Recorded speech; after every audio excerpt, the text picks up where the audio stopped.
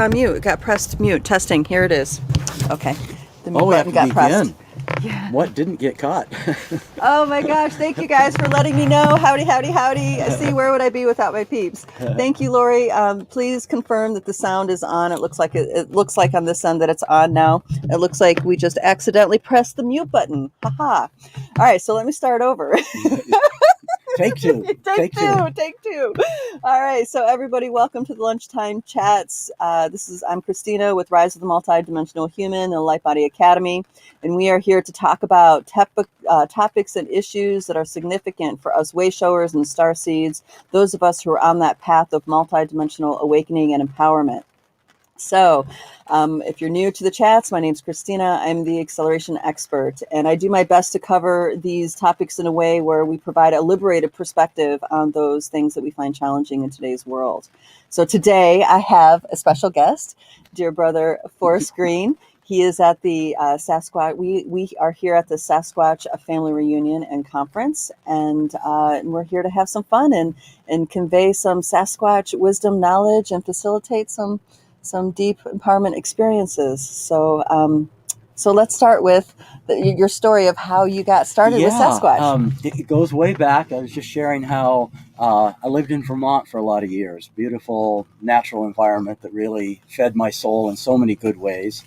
Lived there for about 25 years, and then almost 21 years ago moved down to Asheville, North Carolina. But probably maybe 4 decades or so ago, I heard about a woman named Duani Yahoo, who is a Cherokee elder in Vermont, actually. And she had talked about the Sasquatch and the Bigfoot. And recently, she even talked about how they've sort of been with her and her journey and her people, the first people, the indigenous ones. And so I'd heard about it there. And obviously, from time to time, that it would come up. But in 2018, I returned to the Human and Fairy Congress, which is here again in Washington State. I'd gone there 12 years ago, and it so happened I ran into Kelly. And Kelly's been involved with the Sasquatch for a number of years, so I ended up doing some of her workshops. And actually, when I was talking with her, I could see that she had 2 Sasquatch guides with her. And she said, "Oh, you see them?" I said, "Yeah, they're right with you." So the short of it was, I got invited to come the following year, 2019, to the Sasquatch conference in Chewelah, Washington. Mm-hmm. And prior to that, kind of in preparation, I started to have some experiences. In a lucid dream, I was actually looking, and all of a sudden, these 3 Sasquatch came walking across this wide open field.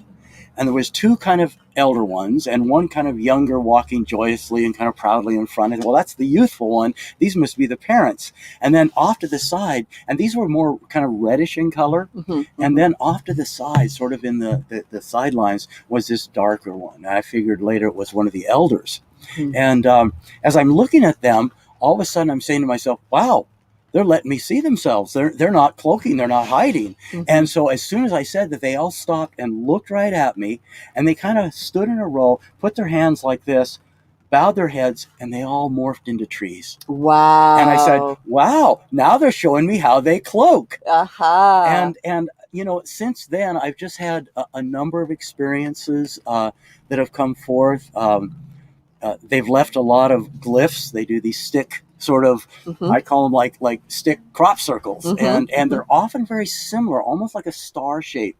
Oh, okay. That I've seen. I after the conference in 2019 in Chewelah, I spent an extra day or so walking through the woods, and there was some of these glyphs around. So I took pictures of them. Mm-hmm. I was doing a retreat over in Montana at the Montana Megaliths. And when that was done, I was hiking through the woods to try to find another dolmen. Mm. And I was asking the Sasquatch, and this beautiful hawk comes flying in and just lands right in a tree almost in front of me.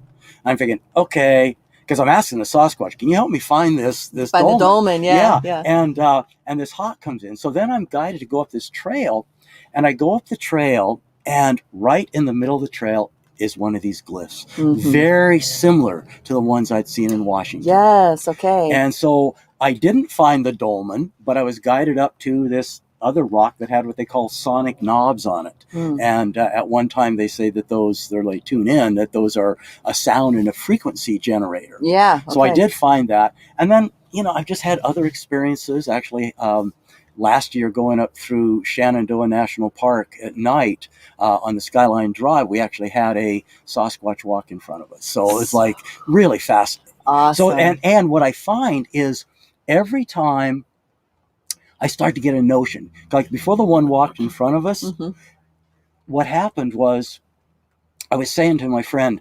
there's some reports of Sasquatch being seen in North Carolina, which is my home. And about 2 or 3 minutes later, boom, there it goes right across. And I start to get these notions, and then all of a sudden they'll leave a glyph or something will show up. Yes. So, I mean, kind of a long-winded story, but that's how it's happened. Well, it sounds like an exciting beginning, and it just continued to be very interesting. For those of you who are really interested in cultivating the whole glyph idea, there's a Dear Brother Starshine in this group, Brian Bland, who has a lot of contact with Sasquatch in British Columbia. He's got lots and lots of videos of all different kinds of glyph conversations that he's had, and really he's the first one that I heard the glyph thing from. And it's funny how I never put two and two together, because it's kind of similar to sand paintings and capturing energy with sand paintings.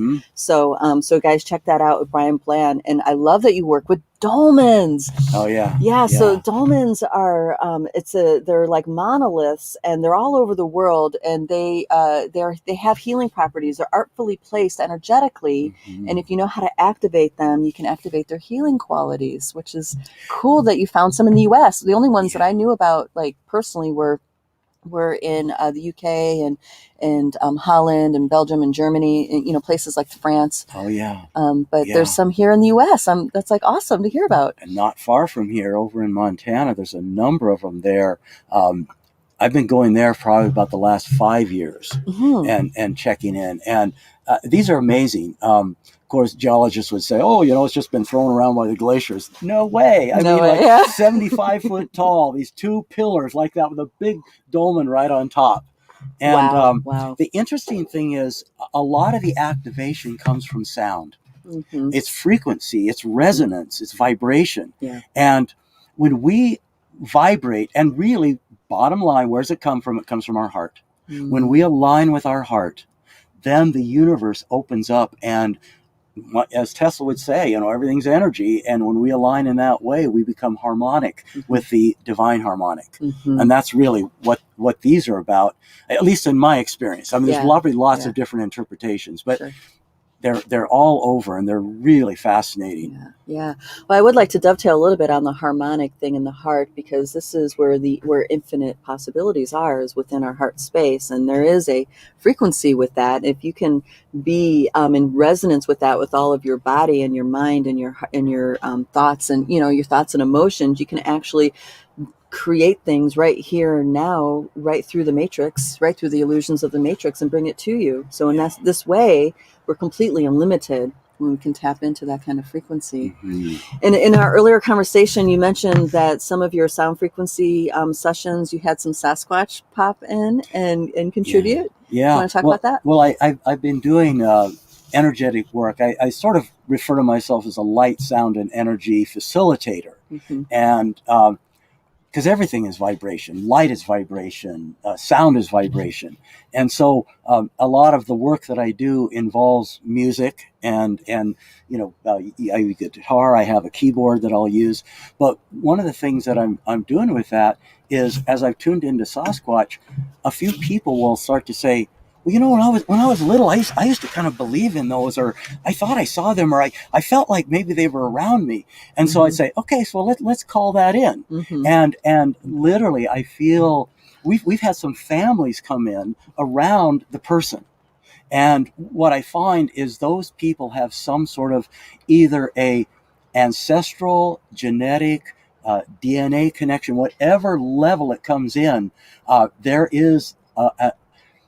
there's a memory bank that can be tapped into. And it's part of the soul memory, and it begins to come up. And these, for the most part, are benevolent forces, pretty high vibrational beings who have not lost a lot of their higher telepathic, energy shifting, morphine, shape shifting kind of capacities. And so when they come in, they want the best at this point for humanity. And I have to say that with a qualification, I say about 95% Are there a few bad apples? Well, look at humanity. I mean, a few more than 5%. But for the most part, the Sasquatch are just really, really amazing. Yes. Amazing other interdimensional beings, of which we are, and they're teaching us in many ways, if we open up to that, to become the multidimensional human that we truly are. Yes, I agree completely with that. And I would like to add in that, what I'm noticing is that as humans, the collective humans heal more and more and more and step into their multidimensional nature, that nature is healing from that. The Sasquatch themselves are getting their own levels of healing from that, and as well as the elemental realms. So truly, it is so connected. They don't move forward if we don't move forward. We don't move forward if they don't move.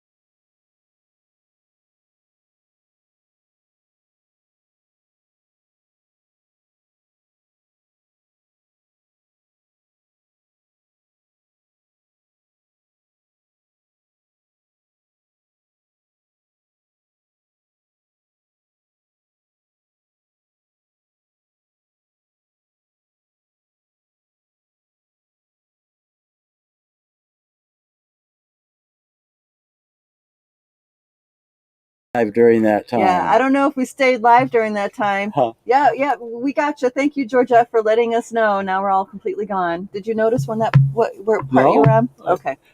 Well, I guess that's a little hint to move on to the next piece that we need to talk about. You never know how it's going to come through. You never know. Well, being outdoors and with water and all the elements, sometimes that's not so conducive to technology. Hello again. Thank you, Hodai. There we go. Did they beam you up? Look, did they beam you up? That would be a fun tale to tell, wouldn't it? I think so. Okay, so where do we the healing. We're all connected and we all are healing together. So as humanity's healing, so are the elemental realm and nature. Yeah. So there are some pieces to this that we want to talk about, because we ran into a gentleman last night who told us a story. Remember? Our dear brother Eddie. So well, he's new to us, but of course he's part of the family. And he told us this beautiful story of his awakening through meditation and the use of pyramids and stuff like this. And because of his relationship with his elderly mother, he was pressured into getting a vaccination. You guys know what one I'm talking about. And then he had some other interesting things to report in his experience after that. And what he said was, when he was doing all these different energetic exercises and techniques, they were working wonderfully, and he was getting a lot out of them. And then all of a sudden, it all stopped. It all stopped. Yeah. And so Forrest and I were talking about, the effects of the vaccine, and you guys know how I feel about it. And I feel like there's some ground for us to bridge here in those experiences, just to help the people out that are having that in their experience. Yeah. So, well, in the big picture, we're all evolving, and kind of what I've come to, especially with all the controversy and the different viewpoints that people are, in essence, almost trying to figure out from a mental level, and then from that mental level, it can go down into the emotional, and a lot of it is confusion and fear. Yeah. But if we rise up out of that confusion and fear, move through the heart, what I begin to find is that there's still this I just call it a force of light that's coming in, and no matter what our chosen experience is at this time, we have the opportunity to move through it. And so I don't know about where I came to this is when working with energy. And should I share a little bit about the monadic level? Yes, on that's that? exactly what I was Okay, thinking. all right. So what I found, I last, well, I guess now it's a year and a half ago, I ran into a woman who had been in China uh, a year ago fall, and she does esoteric healing, and she came back, and she had these symptoms, these flu-like symptoms and all that. So she tuned into what it was, and she said, yeah, it was this C thing. And what she talked about, she didn't go into a lot of detail, but she said there's a distortion or interference pattern that is actually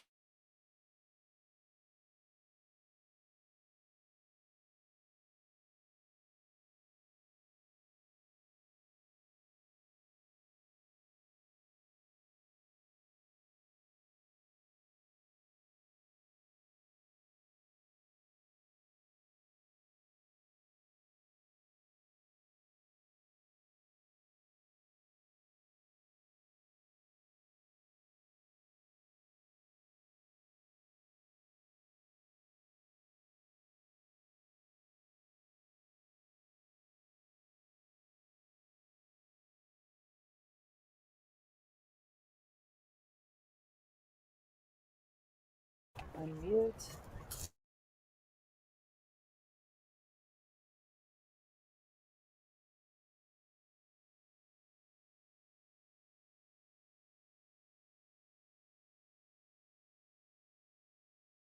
Testing, testing. Haha, sound is back. Okay. Okay. Sound is back, guys. Let me know if it's back. I think someone didn't want us to hear that. That's what someone said. Okay, let us know if the sound is back, guys. Yes, audio is back. Thank you, Polly. Okay, All right. so I'm not sure where we left off, but basically I was saying that there's a distortion interference pattern. And at one level, you could say it's there to challenge our own spiritual soul growth, which many things are. Many things are. Many things are. Yeah. Nothing to be fearful about. And I think that's where things begin to break down. Once we sort of go into the fear space, we start to step out of our divine alignment. But if we look at it and say, okay, we're being challenged a little bit. So how do we address that? And what I found in working with people is, I call it a 5-point alignment. We start with that high heart, which is really a soul connector. People say, well, where's God? God is all it is in my body. It's everywhere. But if you need a connecting point, there's a couple ways to find it. I always say, put your finger in this little soft notch in your neck, drop it 1 inch below. The other way to do it is put your hands, and see my thumbs are touching my collarbone. And look at that, right across. It's like beautiful eagle wings. And that's where we fly. That's where we fly high like that beautiful spirit bird. And right in the center there is that soul connecting point. So we tune in with that, and then we find a point above our heads. And when I've worked with people, anywhere from like 13 to as high as 47 feet above the head, you find a point, and it's actually above that 12th chakra. And then we find another point that is exactly, let's say it's 35 feet above. Then a 35 feet below the high heart, down below. So you now have a 70-foot span. And then you connect with the central sun and the core of the earth. And what that does is a 5.1, 2, 3, 4, 5. A 5-point alignment. And that brings us back into that space, which literally is like putting an acupuncture needle in the high heart to open the flow of energy. And it allows it to come back through. Lovely, I like it. Yeah, it works, and it's really powerful. And then we can go through in that essence of wholeness, balance, and harmony. I used to call it healing, but I don't really refer to the word healing anymore, because healing assumes there's something wrong. But we're really right. So let's go with what's right. And what's right is we're already whole, balanced, and harmonized. We just have to come into that alignment. And that's one way that it's done. But I learned that because of that distortion pattern, and that distortion pattern disappears. And see, that's a great point. It's like these distortion patterns really challenge us to rise up, to really reclaim who we really are and reclaim our abilities and who we are on that level. And then we've transcended that sort of distortion pattern. Yeah. So guys, this is why we do these activations every week, and we have these conversations, so you can touch base with the part of you that is beyond all of that incorruptible level of who you are, that's interwoven into the very fabric of your being. Okay, so well, one thing I'll share about that high heart, and again, I love the wing thing about here. What we're doing is reconnecting into our soul alignment. And one of the most powerful ways to do that is simply to have gratitude. And gratitude is such a vibration raiser. I mean, you can have gratitude for the cup of coffee you're drinking, the air you're breathing, it can be anything. And as soon as you do that, what happens? Your vibration starts to raise.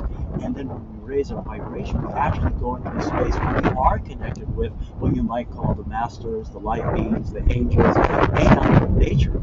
Which the beauty of nature is it's always into alignment. Humans, oh yeah, they can get all kinds of distortions because of mentality. We have all sorts of playgrounds we play in. Yeah, it's a gift, but it's to be in service to the heart. And we go to the heart, and the gratitude, I always say, drive your Jag. I used to love that Jaguar XKE car. I thought, oh man, I would love to have one of those. But Jag is joy, appreciation, and gratitude. If we generate joy, appreciation, gratitude, boom, I'm on that highway and I'm not running into the guardrails anymore. I'm enjoying the ride. Yes, and so raising the vibration allows us to connect in with that greater space, which, meanwhile, Sasquatch, they, for the most part, are feeling that connection. They have that alignment. Through the high heart, yes.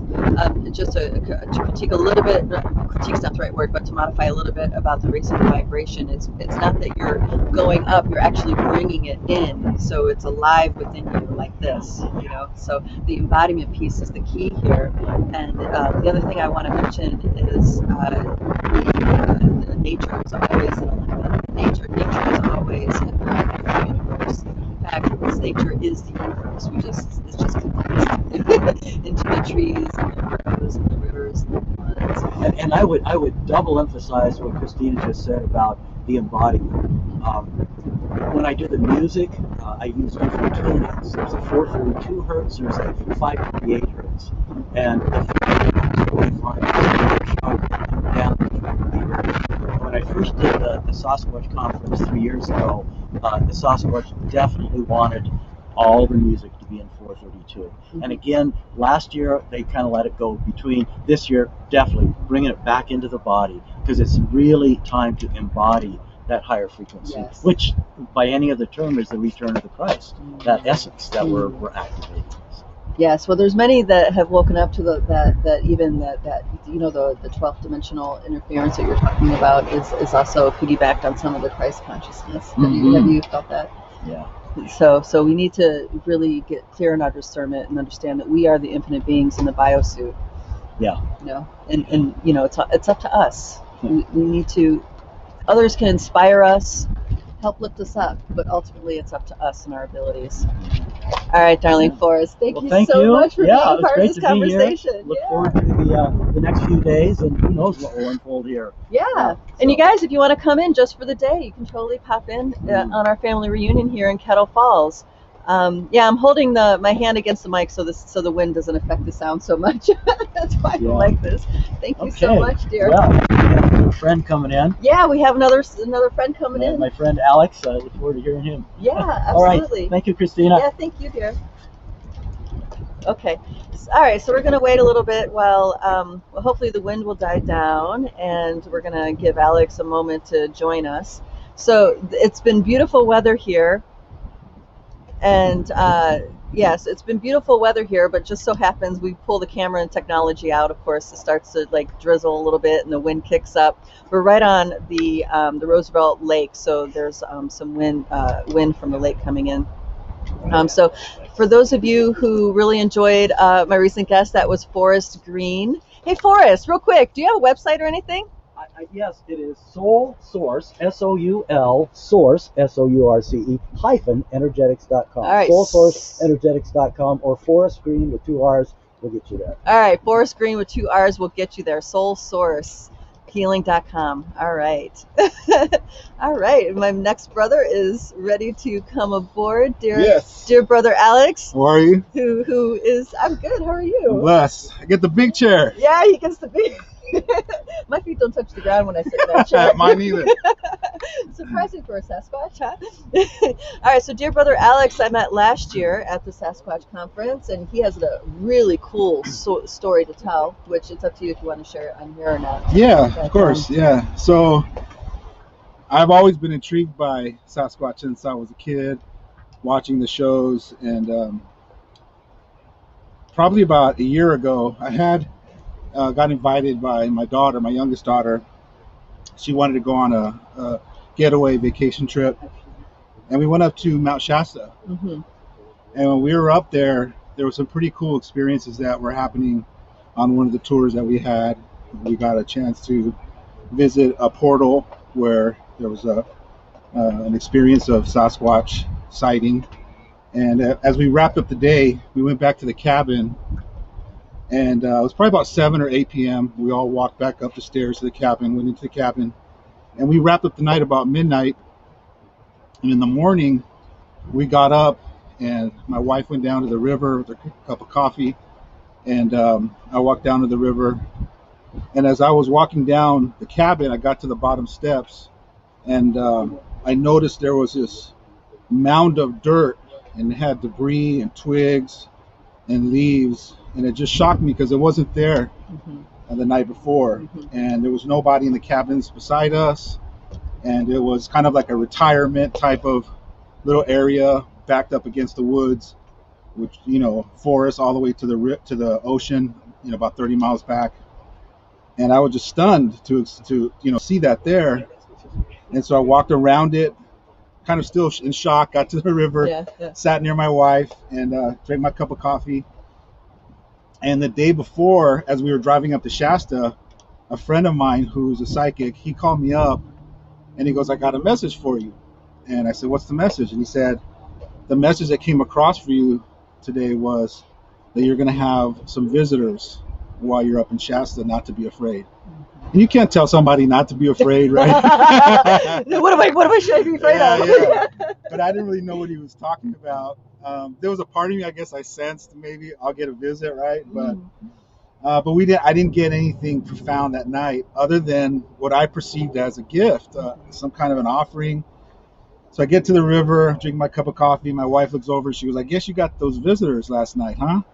And I looked at her and I said, "You're talking about the mound of dirt?" She's like, "Yeah, what is that?" And I said, "I have no idea." So we finished our coffee and went back up to the cabin. And I immediately woke up all 3 of my young adult kids, right? I'm like, come out here. You got to see this, right? Because now I'm trying to figure out, did you guys play a trick on me, right? Yeah. My kids aren't really like that. They're pretty serious when it comes to stuff like that, especially things that I'm interested in. Yeah, spiritually. And they're like, come on, Dad, we didn't do that. And then my middle daughter, she goes, Dad, you know who that's from. And as soon as she said that, I resonated with my Sasquatch tribe. And I didn't really know they were my tribe until a little later when we left that day. I ended up taking a picture and videoing it, and I sent that picture to my psychic friend who had talked to me the day before.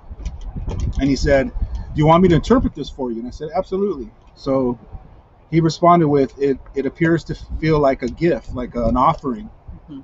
And it's something like an initiation, and it's for you. And then he basically told me, or invited me to sit with it before we left, put my hands on it to see if any visions come or feelings. And I'm new to this whole intuition thing. This is like the last year and a half that I've been developing, my clairs, and it's all new to me, but it's exciting. So I did that. As the kids were packing up and my wife was packing up, I sat there, put my hands on the mound and closed my eyes, and I kind of tuned in a little bit, and I immediately got pulled into a vision where I was walking through a village, and all these Sasquatch people recognized me, and they were like, Brother Alex, and they came running over to me, and I just felt this enormous amount of love, and you never give like a group hug where everyone is just around you. And Yeah. it just felt beautiful, and I just started tearing up. And at one moment, one of them picked their head up and looked at me. We made eye contact, and she said, "You're one of us." And she said, No, you. "We used to be. You used to be." Did the audio go out again? Yeah, I'm just making sure. I'm just making sure the wind. My arm's getting tired, so I'm Yeah, no calling worries, back no up. worries. Thank you. So I think here and here is this. And so she said, "You're one of us, and you used to be here with us, and you created such a beautiful, loving family when you were here. We sent you back to teach the hairless ones what it's like to create a loving family, to bring more love into the world." That's beautiful. And I just was it just overwhelming amount of tears kept coming through, and so when you have an experience like that, it does something to you. It changes you, and it definitely changed me. And so I drove home obsessed with wanting to get back to my computer to figure out what this was about. And so I Googled spiritual Sasquatch and came up with a lot of information. And I came up with finding this group. And I knew I needed to be here. And it was something strong, like a strong intuition I needed to be there. So I happened to mention to my wife, and she ended up buying me a package to come up and surprise me on my birthday. Aww. And I came up last year. Love you, darling. And I met all you beautiful people, my brothers and sisters, and I just feel like at home. And just got clarity. When I got here last year, I really got clear about what activation is and how important it is to keep plugging in. Because me and you sat and had coffee almost every morning, just talking, and we were activating each other. And there was so much growth and so much aliveness, and I left there feeling supercharged. And I think it was just the next level. Like it's kind of like, if you're going to keep evolving and you're going to keep waking up, you have to create a committed effort to continue to plug in. Is what I say. You got to keep plugging in. Yes. And that's because there's so much energy out there that's distracting, and there's so much momentum to unplug us. So you really have to put that committed effort. Yeah, I think when we're just doing the day-to-day doingness, we're slowly unplug, and we have to make that committed effort to plug back into somebody, some group, something, even just calling people up and having conversations. Yeah, just so finding your peeps, having your connection, doing following your heart, talk to who you want to talk to or who you're drawn to talk to. That's why this is cool, because people can plug in anywhere in the world and just listen to conversations, and you get validation, right? Because somebody might have been left a gift and they just knew, and they just needed to hear someone else is out there that got a gift and it resonated. Sometimes you hear people's stories and you're like, oh my God, you can see yourself in their story and identify, and then all of a sudden, boom, you get activated. Yeah, absolutely. And I remember when I met you last year, that the loving family connection, that was something that really was dominant in your field. And we talked about like radio shows you did with your daughter and just all these authentic, beautiful connections that you have with your children and the family. It was very impressive. Zan and I were like, wow, I wish I grew up with that. How different our relationship with people would be if we always had that deep, authentic connection. Yeah, I had my own transformational awakening when I was 23, and it woke me up to realize that life is short.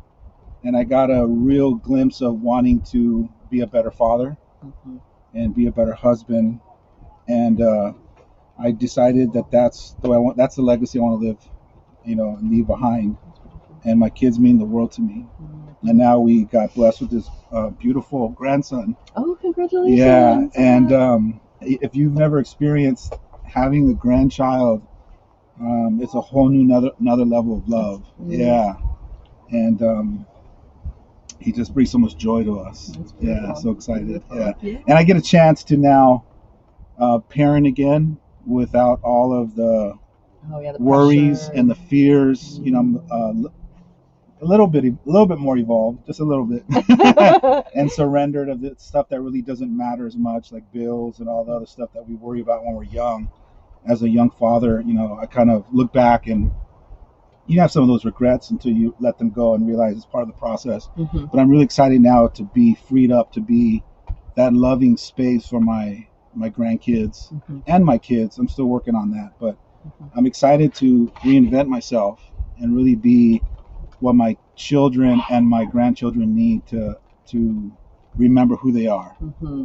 Well, that's a great lesson. It is within us to reinvent ourselves to be who we want to be. That's beautiful. Yeah, Yeah, and I think the Sasquatch are really in that too. It's like just because you're like this for 20 years doesn't mean you have to be like that way tomorrow. that's right. That's Yeah, right. yeah. And I think the trick is just having the courage to acknowledge that we still have some vices and some things, some rackets that get in our way. Mm-hmm. And when I'm courageously willing to look at them, acknowledge them, dance with them, acknowledge them for what they were at that moment and how they served us, and then let them go, and not keep carrying all of those vices with us onto each new moment, because we can taint the new moment of possibility of being more loving, more compassionate. Yeah, You know what I yeah. mean? And if Yeah. we're not aware of that, then we just keep getting we keep tainting the new moment Mm-hmm. of possibilities. Yeah, well, it's like Forrest said in our earlier conversation, the heart field is so essential to creating the love I love we want. Forrest. Yeah, Forrest is awesome. I absolutely love Forrest.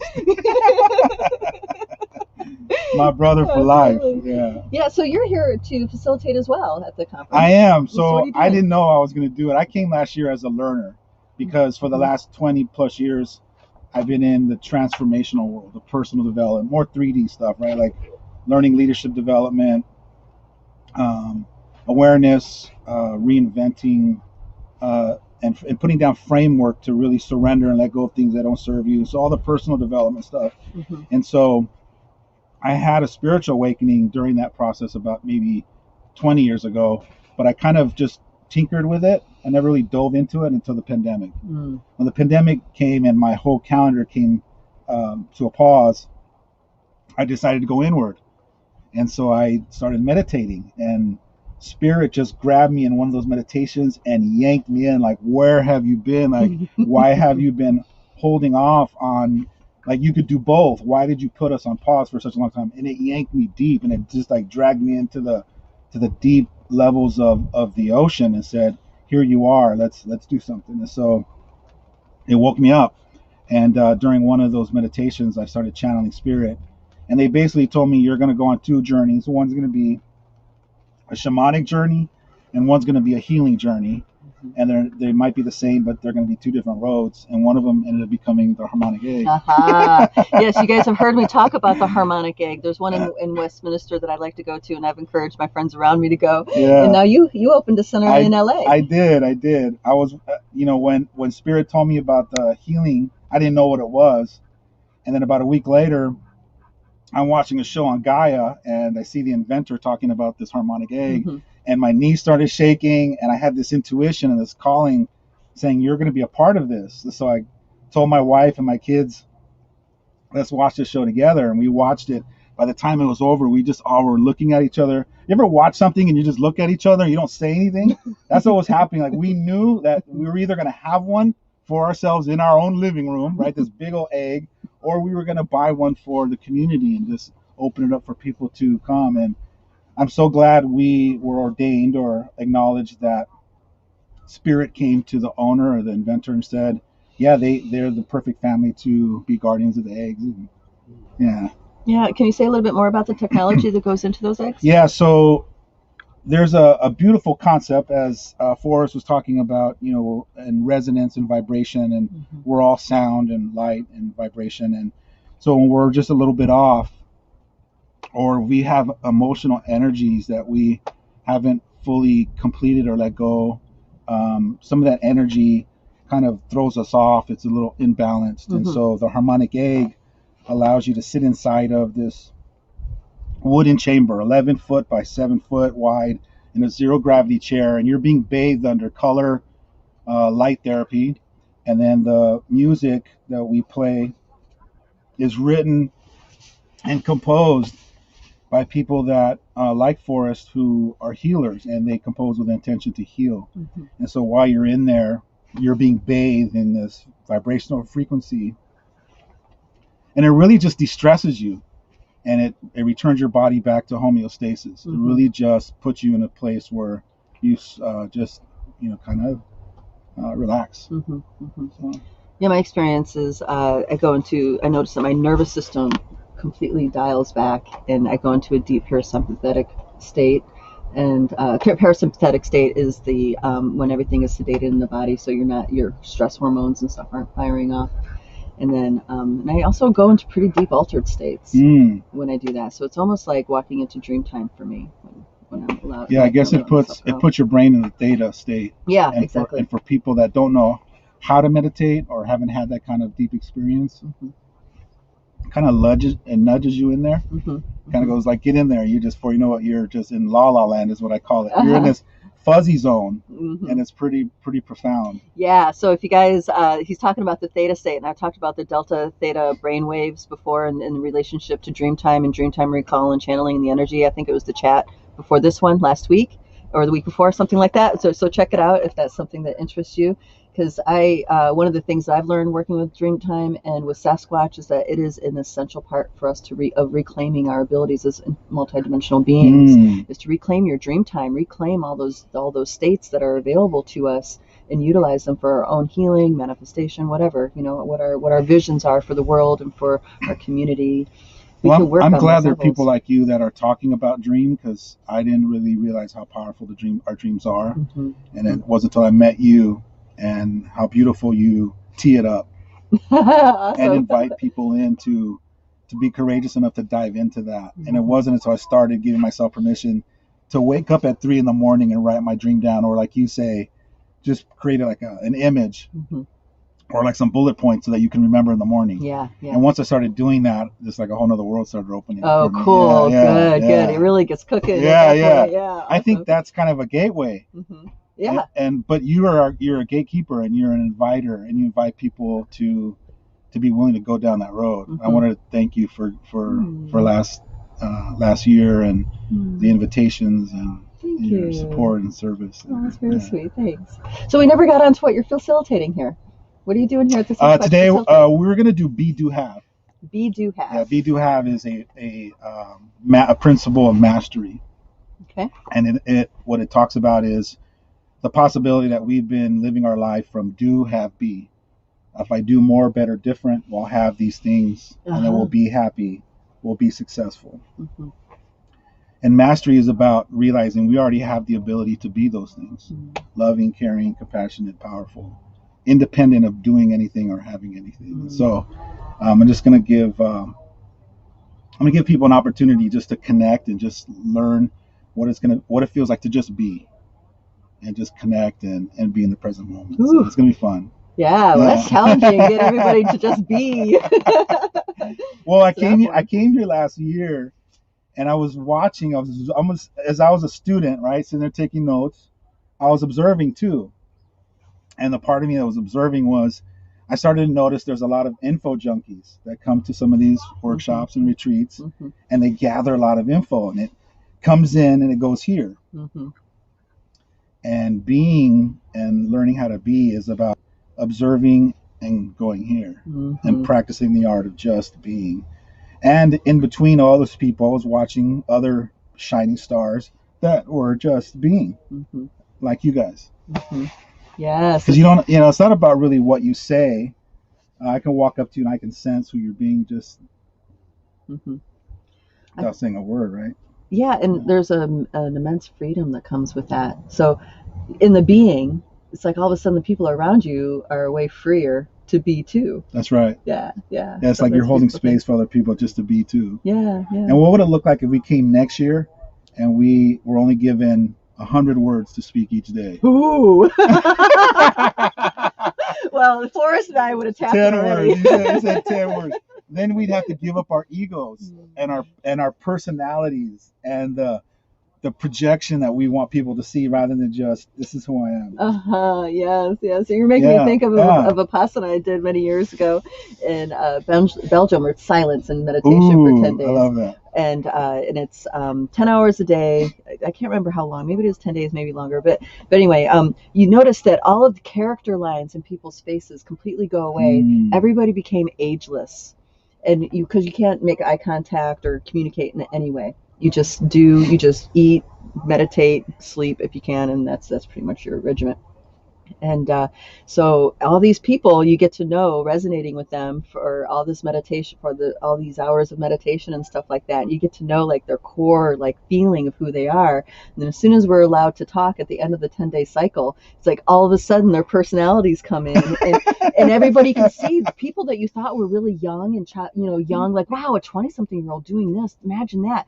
But as soon as their personality comes in, you can see all the age lines and stuff, and then instantly you're like, wow, this woman, she's actually more in her 60s, stuff like that would happen. It's absolutely amazing, that kind of to see people change like that. It's like our personalities really energetically influence how we, versus our beingness. Yeah. Mm-hmm. I was in a workshop one time where they had blindfolded everybody, and it was about 50 people, and your job was to wander around and be led by your spirit or your younger self, right? And so people are wandering, and I was I was there observing, but I jumped in as part of the staff, and we created a circle around everybody so that no one ran into walls. Our job was to kind of push them back into the center. Mm-hmm. And they got these 50 people just with their eyes, closed or blindfolded. They're just walking around. And I thought to myself, people are going to run into each other and just bump heads. And it was my first time experiencing that spirit has its own eyes. Mm-hmm. And we feel energy, and literally people are just walking around each other. And then the facilitator goes, okay, speed it up a little bit. And I'm like, okay, here it comes. And they started kind of, jotting and running and trotting around. Mm-hmm. And before you know, people are spinning around, and literally like no one crashed. 20 minutes of people walking with their eyes closed, blindfolded, and they were interweaving each other. Yeah. And awesome. It was amazing how they just they surrendered the ego, the personality, and they just became spirit. Mm-hmm. Yeah, and it flowed. That's awesome. Yeah, well, because when you can surrender it, you're more here. Yeah, absolutely. And you're guided. You're just guided in almost like a matrix, or like it's some kind of a flow. Mm-hmm. It was a beautiful experience. Yeah, that's surrender. To witness and to experience. It really activates people. For sure. Yeah, because now you have that experience forever, and you can tune into it whenever you want, and realize that you don't need eyes. Mm-hmm. In fact, maybe your eyes limit us to some degree. A lot. Yeah, absolutely. Yeah. Especially as multidimensionals empaths, your visual spectrum really narrows your attention to be in that 3D bandwidth. And when you can let that go, you expand, the potential to expand is much stronger.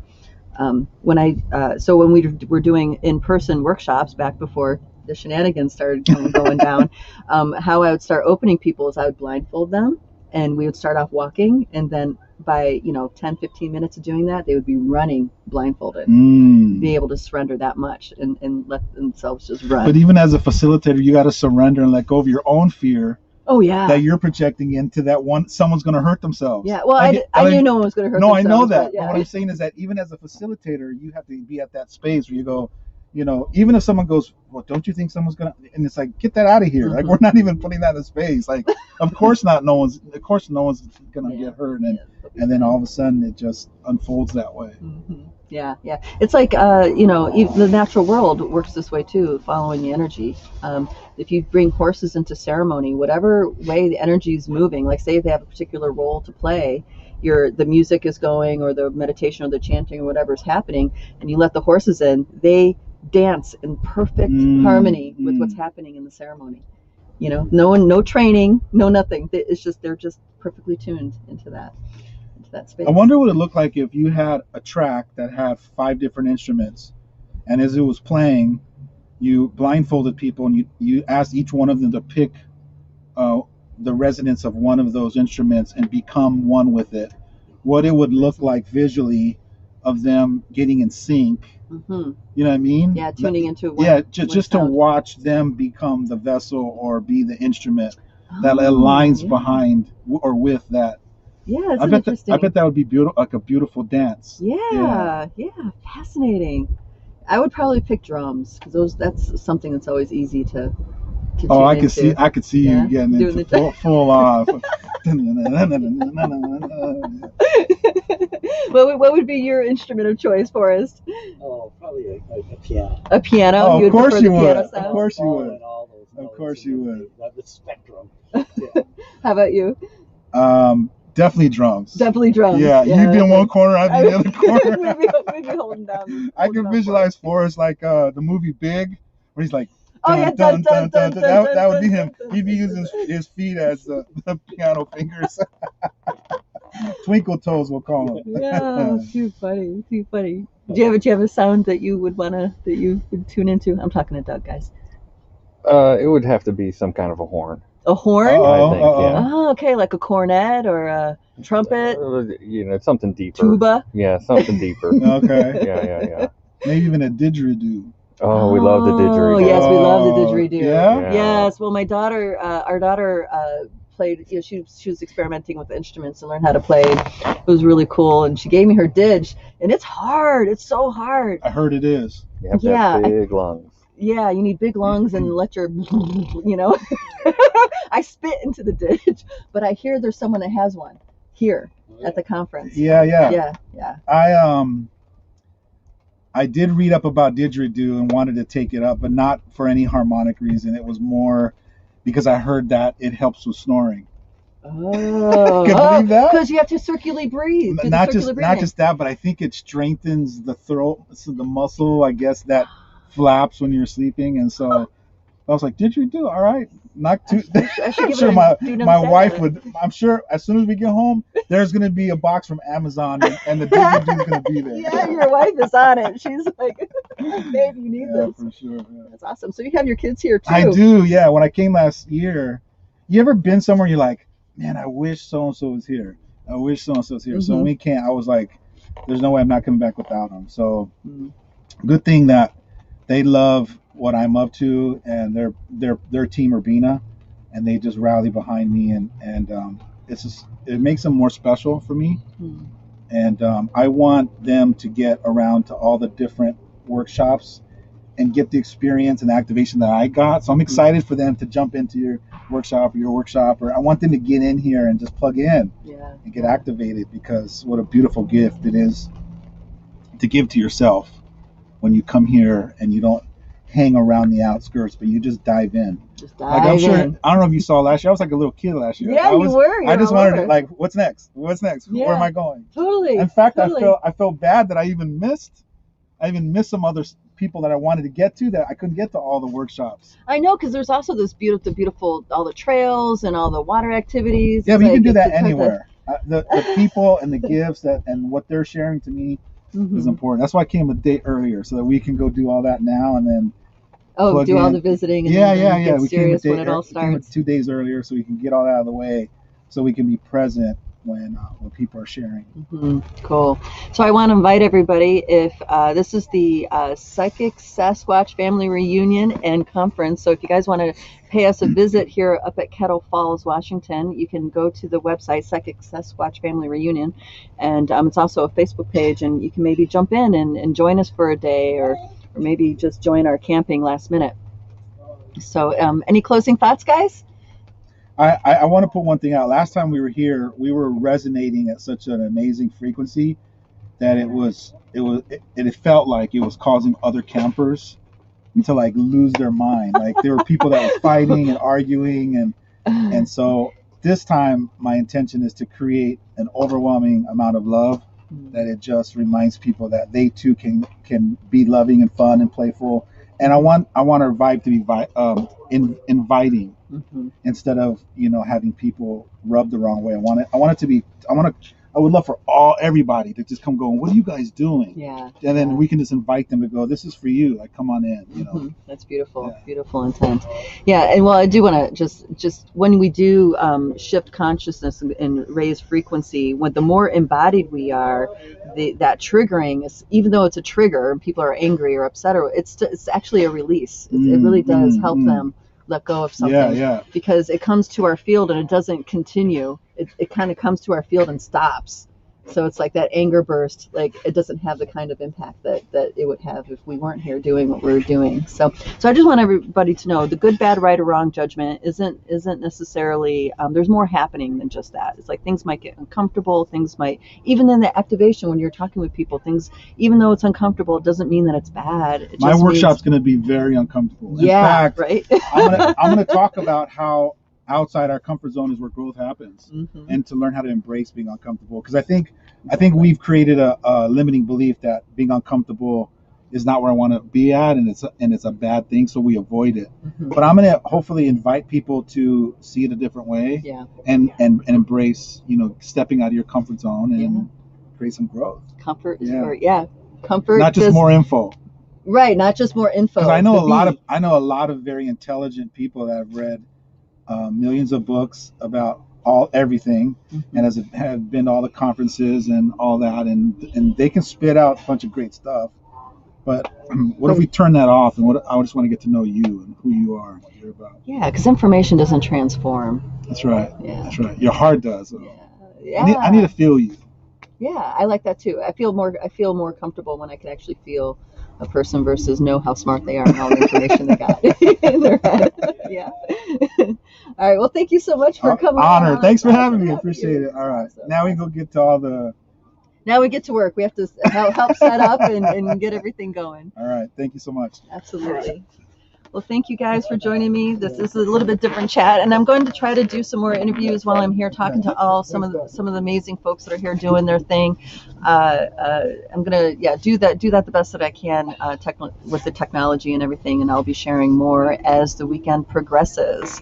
So thank you guys. Mwah, mwah. I'll see you next time. Thank you for